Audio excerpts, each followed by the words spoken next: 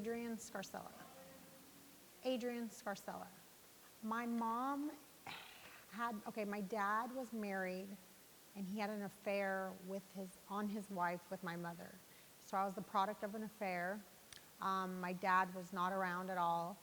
And my mom, I don't know, so sometimes it felt like I was a burden to my mom. And so I had very little supervision, very little attention.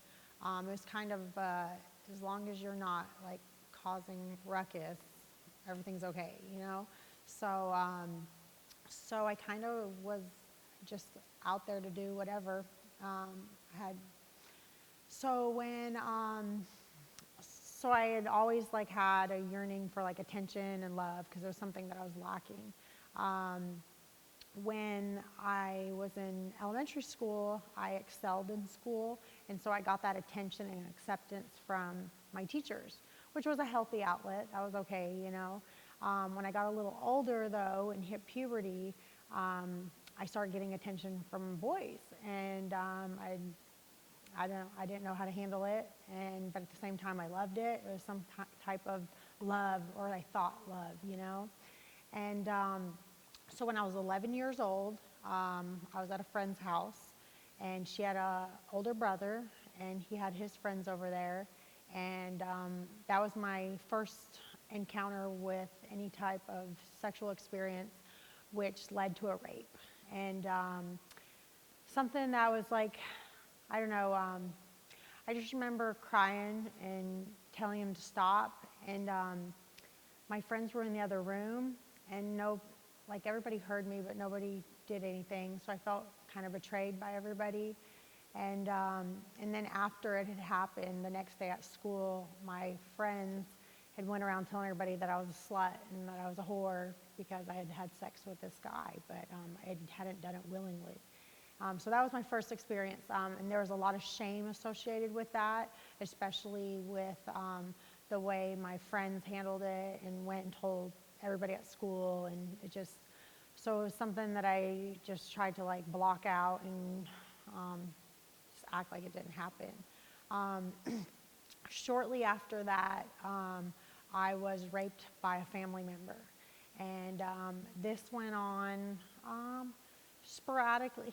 The family member lived out of state, so like whenever we would be around each other for family gatherings or he would come visit, something would take place. And well, you know, now when I look back, I see some of these signs, especially after doing some counseling and stuff.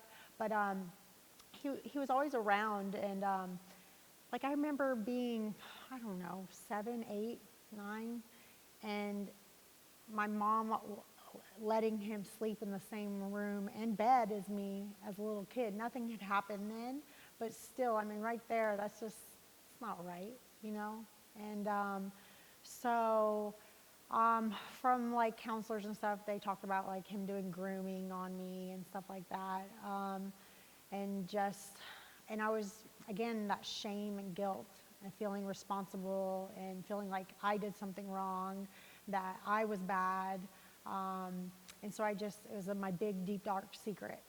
And I actually never even told anybody until about 4 years ago was the first time that I ever let it out during counseling, so which kept me sick for a long time. But so that happened till, I don't know, 16 years old or so, 15, 16. And so throughout, like backtracking, throughout that time, I was like trying to get acceptance from men and or boys, whatever. And I met my dad for the first time when I was 15, and that kind of sent me into this spiral. And on top of a few deaths that had occurred prior to that, and I ran away from home at 15, and my mom did not come look for me. I think my grandma had actually told me that she had made a comment about at least she could have her Thanksgiving party in peace when I ran away. So that was kind of, I don't know, you think, whatever. So I ran away to another state, and I ended up getting into a relationship with a much, much older man. I was 16 and he was 32, I think, somewhere within that range. And it was extremely unhealthy, mentally abusive, emotionally abusive, physically abusive. He actually put me in the hospital before. And the control, he was like extremely controlling. And I don't know, like the physical abuse, whatever, I mean, that stuff went away. It was the emotional abuse and the mental abuse that like really messed with me and scarred me. So I was with him for about 2 years, and he actually eventually moved me out of state. Well, I mean, I willingly went, but I mean, that was part of his control, was to get me away from friends and stuff and have me secluded. And so we ended up in Fayetteville, North Carolina, and then basically it was like almost like I was like a prisoner at home. I wasn't allowed to go anywhere. I wasn't allowed to do anything. He could do whatever he wanted to do. It was just, and I was constantly walking on eggshells. It's just your classic unhealthy relationship. And so finally, I just couldn't take it anymore, and I left all my stuff and got a bus ticket and came back to Tennessee, where we were living prior to that. And he actually followed me back to Tennessee, and I got back with him. I felt like, I don't know, part of me felt like I didn't deserve any better, and there was fear associated with it, and so that went on for a little while, and what was the final straw is he beat my dog, and I don't know, I was just like, I can't do this anymore. You can beat me all you want, but you're not going to beat my dog. I'm going to school to be a veterinarian. I'm an animal lover, so that was like, I don't know. And so I remember just like it took me a couple days to just be like, okay, whatever happens, happens. I don't care, just let's get it over with. If he beats the hell out of me, that's fine. It'll be the last time. And actually, when I told him, he actually, at the moment, took it really, he was extremely calm, too calm. He's like, it's okay, yeah, I understand that. I'm like, okay. So I go to work, and I get a call from the Humane Society saying that my dog had been picked up because my dog was running around. He had let my dog out, and when I got home, he had cut everything with scissors. All my clothes, all the sofa, just everything. He cut everything up. And so, yeah, but whatever. That was fine. I was glad he was gone. And then come to find out, this is so crazy. Come to find out, he was married with a child from another state. I'd been with him for over 2 years and never knew anything about any of this. And he went back to that. And so that was that. And so after that, I was like almost 18, 19, and I just had like been on lockdown for those years, and I just went like, I don't know, it's like I didn't have my dad around and I could do whatever I wanted. And so I ended up going out a lot, drinking a lot, just partying a lot. And I ended up getting in another relationship. This relationship wasn't abusive physically, but it was mentally and emotionally. He was extremely insecure and very jealous, and yeah, so those were the main things. I ended up getting pregnant at 19, and so I stayed with my daughter's father, and I didn't want to. I wasn't ready for any of that.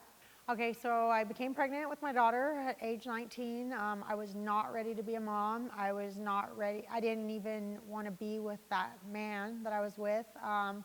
It was just kind of, I don't know, but I have this issue with acceptance and worried about what people think about me and judgment. So I stayed with her father, even though it's not what I wanted. And I was extremely unhappy. And So I ended up having my daughter, and I must say that was the first time I ever experienced like true love. You know, it was just it's an amazing thing. And so things were okay for a little while, and I just like stuff from my past with the rape, with both rapes, and just issues with my family, my mom and my dad not being around and things like that. It just, was building up and building up. And I started to escape with drugs and alcohol. And so I think my daughter was probably around 2 when drugs and alcohol became like a regular thing. And her father was doing it with me too. At first he wasn't. At first I would like sneak off and come up with these elaborate stories on where I was when really I was getting high. And eventually he started doing it with me. I think it was more out of trying to like keep me around than like he really wanted to do it. Well, we ended up just abusing drugs and alcohol. I ended up getting in a car wreck and I was under the influence. I hit a couple trees, and then I finally hit a big tree. I spent 15 weeks in the hospital. They had to do emergency abdominal surgery on me. A lot of my, I had like lacerations on almost all anything from here to here had been affected. I first was on a breathing machine. I was in ICU for a while. My lungs had collapsed. I had like severe internal bleeding. It actually took them, they were really concerned about the internal bleeding. They were concerned about my liver. They thought I might need a liver transplant. They removed my gallbladder. See, I don't know, they did a lot of stuff. I have a nice scar on my belly, got a war wound. But while I was in there, I was on liquid morphine. I was on a drip for about 15 weeks. And I don't care who you are, if you're on that strong of a drug for that long, you're going to be addicted. But when you're an addict on top of that, it was just a recipe for disaster. So when I got out of the hospital, my mom had actually came and got my daughter, which I'm glad she came and got my daughter because clearly I couldn't take care of her. But something that was really hard for me was she didn't even come to the hospital to visit me or anything. She just came and got my daughter. And at the beginning, when they first called my mother, they told her that, that she might want to prepare for funeral arrangements because they didn't think I was going to make it. And because that's how severe it was. And she didn't even come to the hospital. She just came and got my kid. And that hurt, that stung really bad. And so then she had my daughter, and even when I got out of the hospital, I couldn't take care of myself, let alone take care of my daughter. You'd be surprised how much you use those stomach muscles, and I had been opened up from here to here. I have a scar from here, like right here to here. And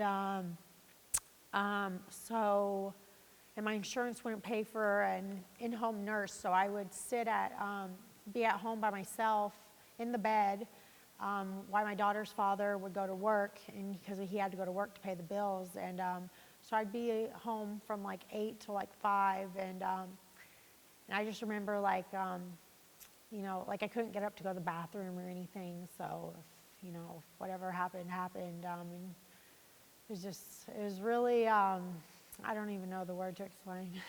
But anyways, so I of course was addicted to opiates, and I had the doctors had cut me off the medication when I had gotten out, and I had began to my daughter's father would get pills on the street for me, and then eventually that got too expensive, and so I had changed to heroin. And within a few months, literally, I don't even know, probably 4 or 5 months, my whole world had just crumbled around me. I did get my daughter back. Eventually, I ended up having to just show up to my mom's house in Mississippi. She was in Mississippi, and just get my daughter. And so I had my daughter, and I was in the middle of my addiction, and ended up moving states because I've lived in a lot of states. I've lived in Ohio, Idaho, Tennessee, Maine, Mississippi, North Carolina, and Florida, and now Washington. And part of it was with my family, and the other part was just running from my problems, because it was never me. It was always whatever else. So I had moved to Florida with my daughter, and I thought, if I did that, I wouldn't have a problem with heroin. And, that worked for a little while. And so we're in Florida, and I just was abusing alcohol, but in my mind it was okay because I wasn't doing the other thing. Actually ended up losing custody of my daughter while I was in Florida due to my addiction again with drinking. I had been arrested for public intoxication, and somebody had called my daughter's father and was like, hey, Adrienne is out of control. You have to come get your daughter. And he did. And I had an opportunity to get her back, and I chose the easy route. I thought I chose my addiction over my daughter. And so, again, that guilt and shame. That's like, it just started to eat at me, and I felt like the biggest piece of crap. I felt unworthy of anything, especially since I had lost my daughter. Or I didn't even lose her, I basically gave her away. I mean, that's basically what happened. I had moved back to Tennessee to get my daughter back, but I had hooked up with a guy who, again, extremely unhealthy, physically abusive, mentally abusive. We both were abusing drugs and alcohol, which just added to the insaneness. And yeah, so I don't know if there were many years where all I did was waste away with drugs and alcohol.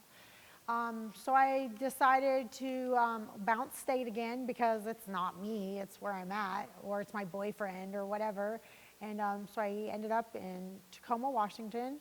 I actually had met a guy and moved. That's what had kind of got me to Tacoma, Washington. And again, physically abusive, mentally abusive, emotionally abusive. I can honestly say, to this day, I've never had a healthy relationship with a man, still to this day. And so when I moved to Tacoma, I replaced one drug with another, and same thing, just different place. And I had not seen my daughter, had not talked to my daughter, or nothing.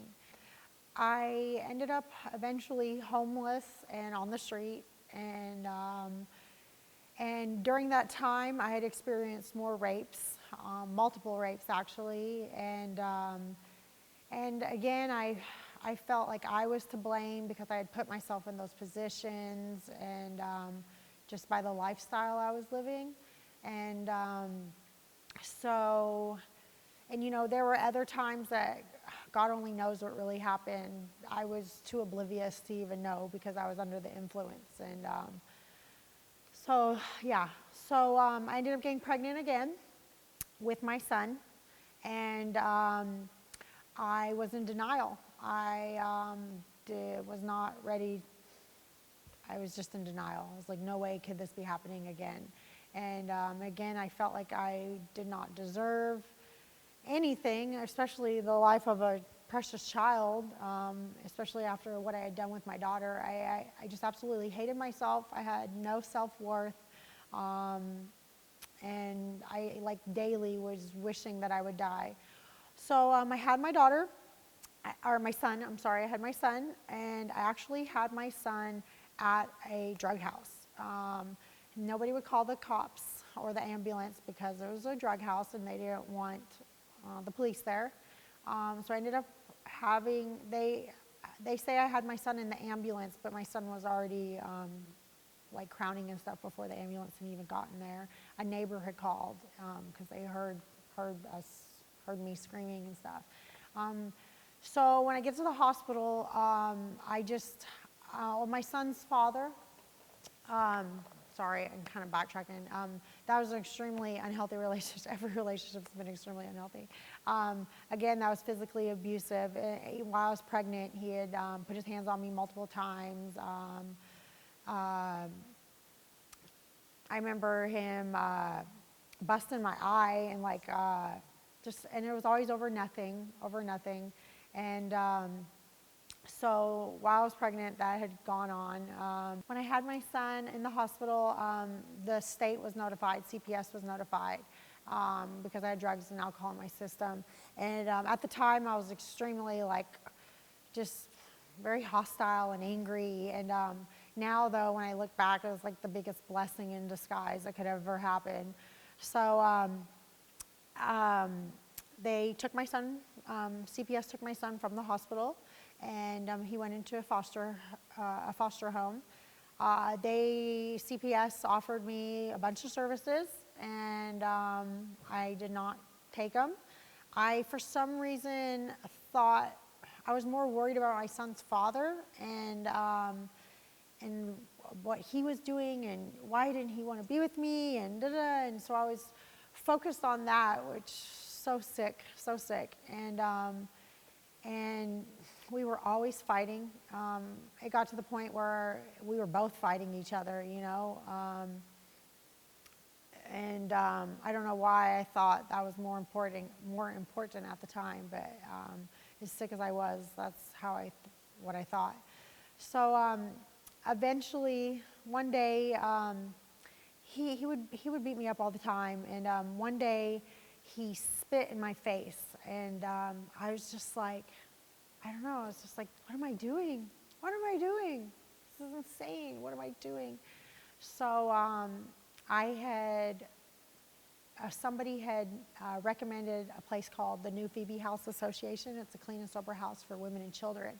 And I called them, and I was like, I need help. And they let me move in, and I was there for a few months, and I wasn't ready to let go of my son's father. I still was addicted to the unhealthy relationship. I mean, you become like addicted to it in a sick way, even though you know it's horrible for you. And plus, again, that no self-worth and feeling not worthy of anything, you think that's all you deserve. And I really think that hindered me a lot. And so I ended up using again. He was a huge trigger for me.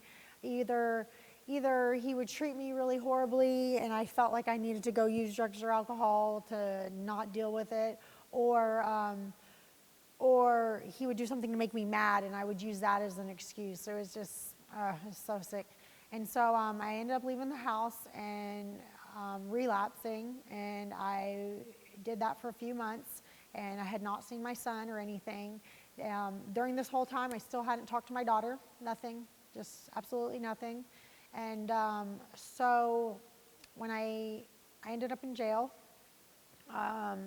for fraud and forgery, and to try to support my habit. And when I got out of jail, I was just like, something has to change, because they were threatening me and the people I was with prison time, and I don't know, I was like, I can't do this.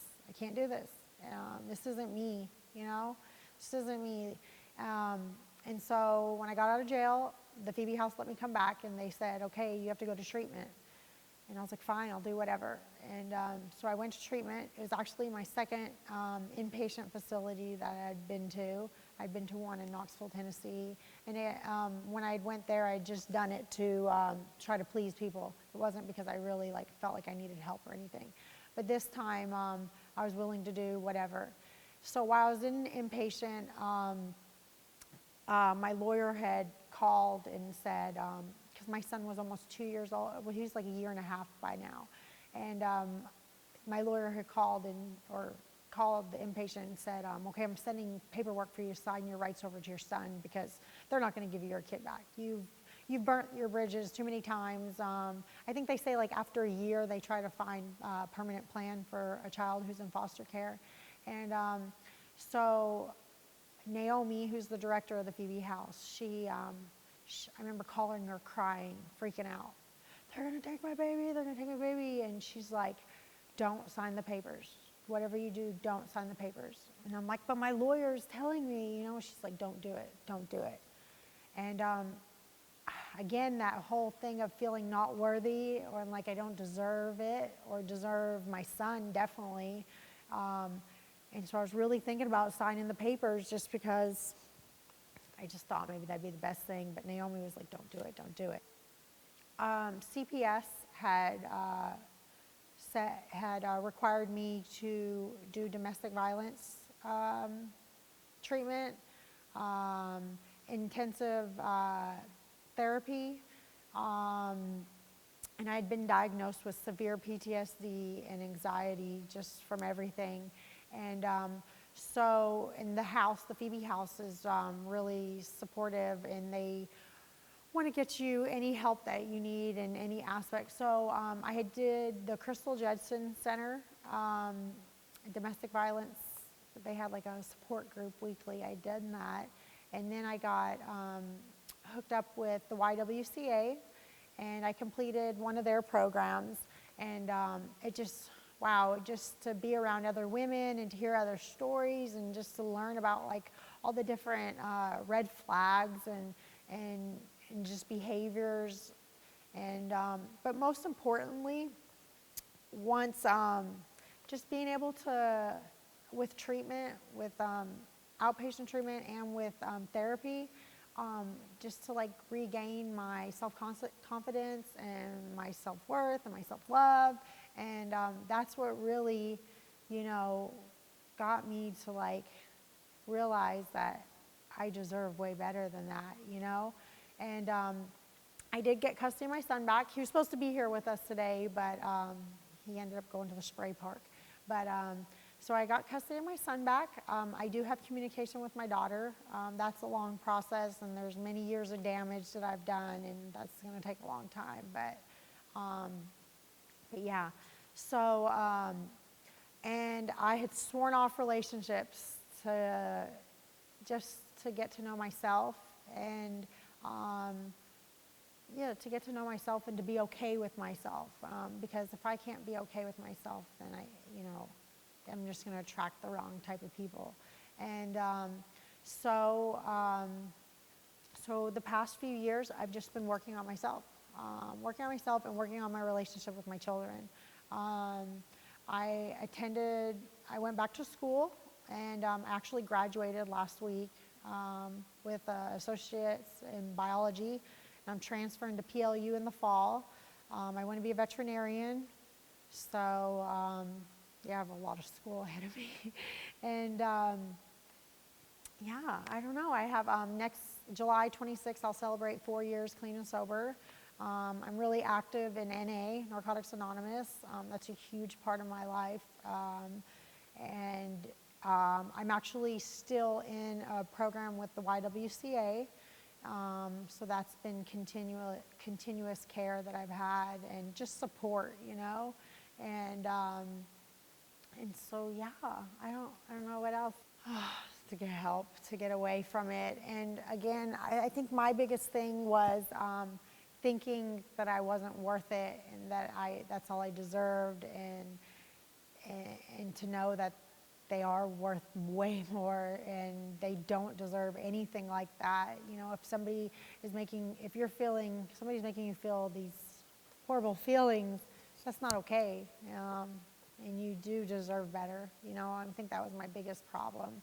And and there's so much help out there just to take advantage of it. Because I know the fear for me was the big thing, but the fear that I had from like living in that type of situation was so much worse than the fear to take initial steps to get help and reach out to somebody, you know?